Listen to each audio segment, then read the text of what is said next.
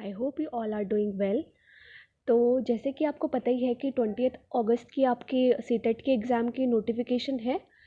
तो आपकी एग्ज़ाम्स के लिए अब बहुत कम टाइम बचा है। आई होप आप बहुत अच्छे से अपनी प्रिपरेशन पे ध्यान दे रहे होंगे और बहुत अच्छे से पढ़ाई कर रहे होंगे। तो आज हम स्ट्रैटेजी की बात करेंगे कि कैसे हमारे इस एग्ज़ाम को लेके कुछ दिन बचे हैं जब, तो क्या हमारी क्या अप्रोच होनी चाहिए इस एग्ज़ाम को लेकर, कैसे हम इस अप्रोच से अपना एग्ज़ाम क्लियर कर सकते हैं। So let's begin with our session.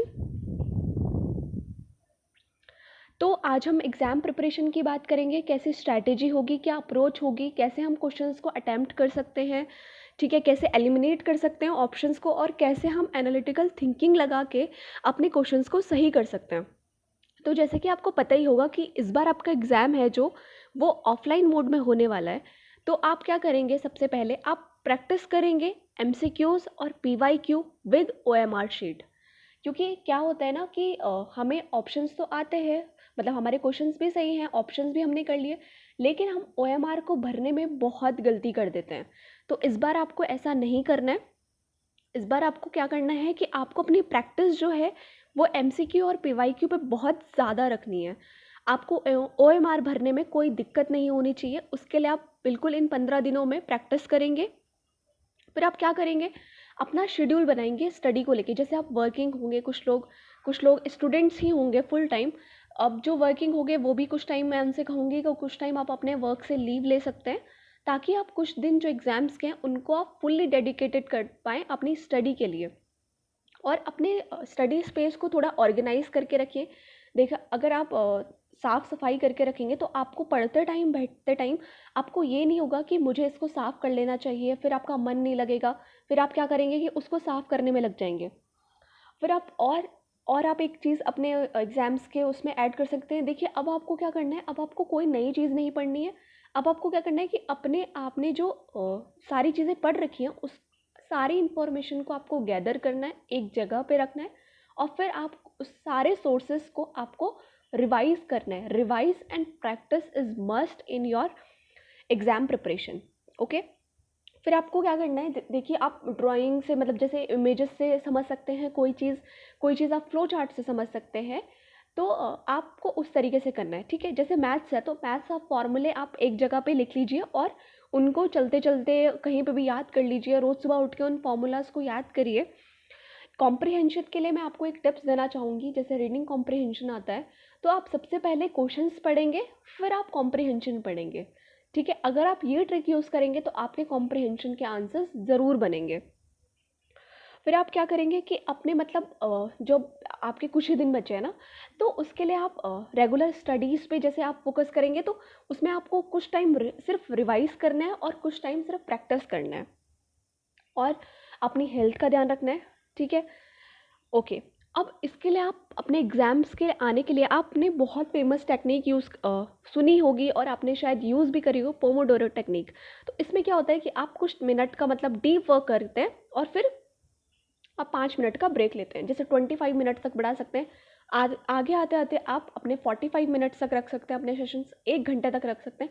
लेकिन मैं आपको ये सजेस्ट करूँगी कि ज़्यादा देर तक अगर आप डीप वर्क करेंगे तो फिर आपको ब्रेक की ज़रूरत पड़ेगी, और अगर आप ऐसा नहीं करेंगे तो आपका जो ब्रेन है वो फैटीग महसूस करने लग जाएगा। लेकिन अगर आप ब्रेक लेंगे तो फिर आप दोबारा से उसी एनर्जीज और उसी फोकस के साथ आप दोबारा से पढ़ाई कर पाएंगे। एक और चीज़, अब आपको क्या करना है फाइनल डेज में, prioritise the hard chapters and devote maximum time to them. अब आपको प्रायोरिटाइज करना है हर चीज़ को, अपने चैप्टर्स को, अपने टॉपिक्स को, अपने कॉन्सेप्ट को, और फिर उनको मैक्सिमम टाइम देना है। ऐसा नहीं कि आपने इजी इजी टॉपिक्स को ही ज़्यादा पढ़ लिया। अब आप जितना पढ़ें उतना क्वालिटी से पढ़ें। अब आप क्वांटिटी मैटर नहीं करती है। To be very honest and to be frank with you, जो लोग बहुत ज़्यादा पढ़ लेते हैं लेकिन उनको आता कुछ भी नहीं है कभी कभी, क्योंकि वो रिवाइज पे ध्यान नहीं देते हैं। तो आपका आपका जो रिविजन है वो अभी तक आपका बहुत स्ट्रांग हो जाना चाहिए। और अब आप क्या करेंगे, डेली टारगेट्स रखेंगे कि आज मुझे ये यूनिट्स ख़त्म करनी है, कल मुझे ये यूनिट्स ख़त्म करनी है। और यूनिट्स प्लस एमसीक्यू और पीवाईक्यू, इन पे आपका ध्यान ज़रूर होना चाहिए, ठीक है। और आप क्या कर सकते हैं, मतलब हर सब्जेक्ट को अब आपको टाइम देना है। अब आपने ये नहीं करना है कि आपने सीडीपी पे इतना टाइम लगा दिया, मैथ्स पे इतना टाइम लगा दिया, इंग्लिश पे टाइम लगाया ही नहीं। ठीक है। तो आपको क्या करना है कि अपने टाइम को डिवाइड करना है।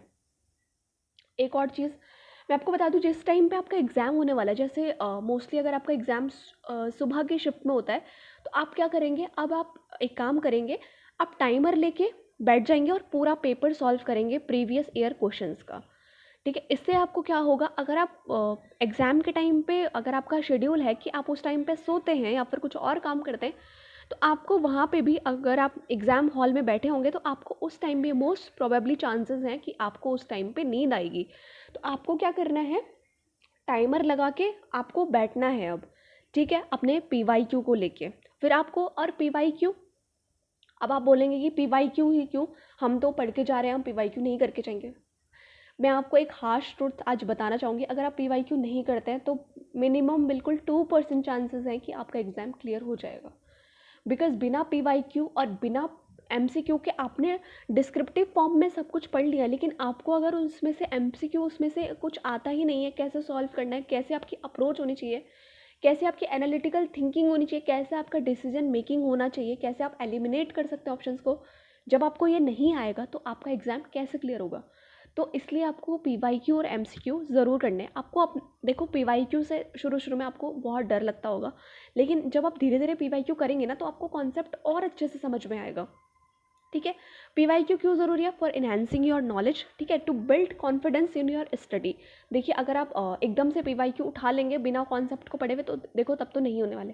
लेकिन अब तक आपने बहुत पढ़ लिया है, मैं आपसे ये उम्मीद कर रही हूँ। अब आपको सिर्फ पीवाईक्यू लगाने, और आपने पीवाईक्यू पिछले महीने भी लगाए होंगे, अब आपको सिर्फ और पीवाईक्यू लगाने हैं और एमसीक्यू लगाने हैं। ठीक है, पीवाईक्यू आपको ये हेल्प करता है कि आप एक्चुअली कहाँ पे स्टैंड करते हैं अपने नॉलेज को लेके।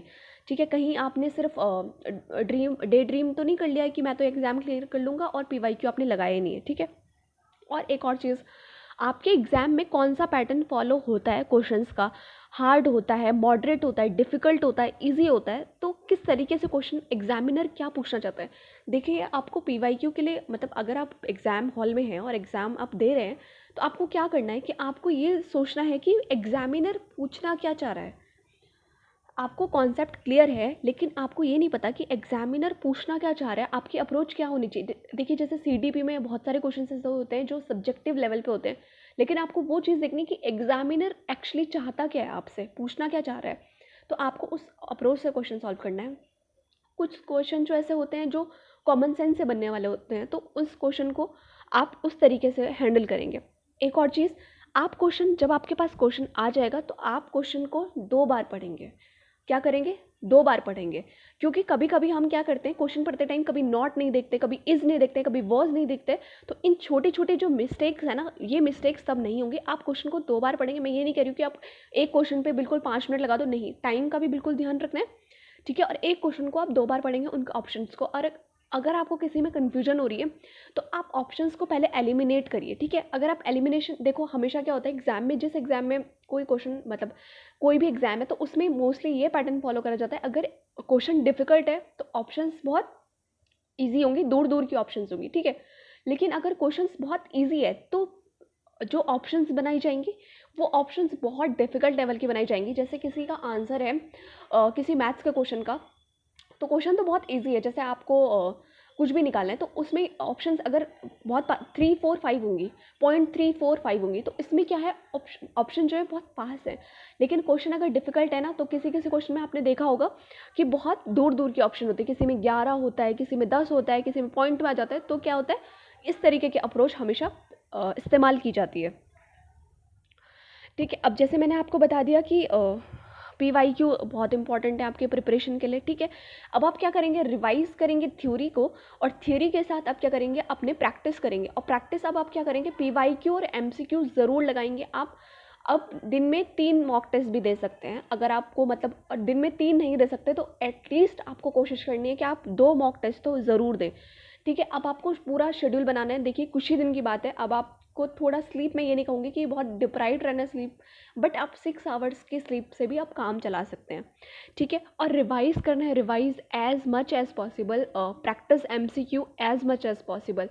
ठीक है, तो अब आपको रिवीजन पे बहुत ध्यान देना। अब कोई भी नया टॉपिक आप बिल्कुल नहीं पढ़ेंगे, आप मैराथन अटेंड कर सकते हैं, आप जो प्रैक्टिस सेशंस आपको कराए गए हैं वो अटेंड कर सकते हैं, एमसीक्यू की कोई भी बुक उठा लीजिए उसको अटेंड कर सकते हैं, ठीक है। और एक और चीज़, अब आपको इतना स्ट्रेस नहीं लेना है। देखो स्ट्रेस होगा तो कॉर्टिसोल इंक्रीज़ होगा, रिलीज़ होगा आपका कॉर्टिसोल। कॉर्टिसोल होगा तो आप पढ़ ही नहीं पाएंगे, क्योंकि कुछ लोगों को देखो एग्ज़ाम एंजाइटी होती है, ठीक है, तो वो पढ़ तो सारा लेते हैं लेकिन वो एग्ज़ाम के आने के टाइम पे अपने आप को हैंडल नहीं कर पाते हैं। देखिए अभी जो टाइम है ना वो आपको स्मार्ट वर्क करना है। अब आपने हार्ड वर्क बहुत कर लिया है, ठीक है, आप मैं आपसे उम्मीद कर रही हूँ कि आपने बहुत अच्छे से पढ़ाई कर ली है, लेकिन अब आपको क्या करना है, स्मार्ट वर्क करना है, ठीक है। तो स्मार्ट वर्क कैसे करेंगे, पढ़ेंगे भी और अपना ध्यान भी रखेंगे, एक्सरसाइज करिए, ठीक है, अच्छा खाइए। अब आप उन लोगों के साथ नहीं रहेंगे जो आपको नेगेटिव गॉसिप्स में बिल्कुल नेगेटिव चीज़ें जो आपको बोलते हैं। अब आप चाहे देखिए मैं आपको एक चीज़ बता दूँ, कुछ मान सकती हूँ मैं किसी के घर का माहौल ठीक नहीं है, ठीक है, तो आप अगर किसी का घर का माहौल ठीक नहीं है तो उन लोगों से क्या, बाहर वालों से तो आप लड़ लोगे, लेकिन क्या होता है ना कि घर वालों से आप नहीं लड़ सकते। तो उनके लिए आपको क्या करना है, उनसे आप फिजिकली डिस्टेंस नहीं बना सकते, तो उनसे उन लोगों से आपको अभी एग्जाम के कुछ दिनों तक साइकोलॉजिकली मेंटली डिस्टेंट रखना है खुद को, ठीक है। आपको उन लोगों से डिस्टेंस रखना है साइकोलॉजिकली, जो लोग आपको मतलब ऐसा कह रहे हैं कि आपका एग्ज़ाम क्लियर नहीं होगा, आपका ये नहीं होगा, वो नहीं होगा, ठीक है। और ये आपका एग्ज़ाम है, ये आपको लिखना है ये एग्ज़ाम, ठीक है। अब आप ये सोचिए कि ये सिर्फ मेरा एग्ज़ाम है, ये सिर्फ मेरा स्ट्रगल है, ठीक है, जो सिर्फ आप लड़ सकते हो और कोई नहीं लड़ सकता, ठीक है। और एक और चीज़ मैं बताती हूँ, अगर आपको मतलब बहुत एंजाइटी हो रही है तो आप थोड़ा सा ब्रेक ले लीजिए। मतलब एक दिन का ब्रेक तो नहीं ले सकते, बट कुछ टाइम तक, मतलब जैसे एक घंटा आपने बहुत पढ़ लिया लेकिन आपसे नहीं हो पा रही पढ़ाई, तो कुछ टाइम तक आप अपने आप को ब्रेक दीजिए, ठीक है। कुछ अपनी हॉबी में आप जो भी करते हैं उस पर आप इंगेज हो सकते हैं, लेकिन आपको अपने आप को ये याद दिलाना है कि आपकी जो पढ़ाई है वो बहुत इंपॉर्टेंट है। अभी कुछ ही दिन रह गए हैं बस, ठीक है। अब बस आपने बहुत मेहनत कर ली है, बस कुछ दिन की बात है, अगर आपके जो थ्रेशोल्ड लेवल है बस कुछ दिन और ले जाना है उसको, ठीक है। और एक और चीज़, it's just an exam, it is not end of your life, ठीक है, you have many more battles to win.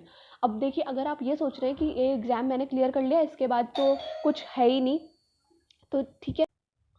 And lastly मैं आपको ये बोलना चाहूँगी, don't stressed out a lot guys, ठीक है, it's your time to win, it's your time to shine, okay, all the best for your exam, ठीक है। और do follow me on Instagram and Telegram, thank you so much.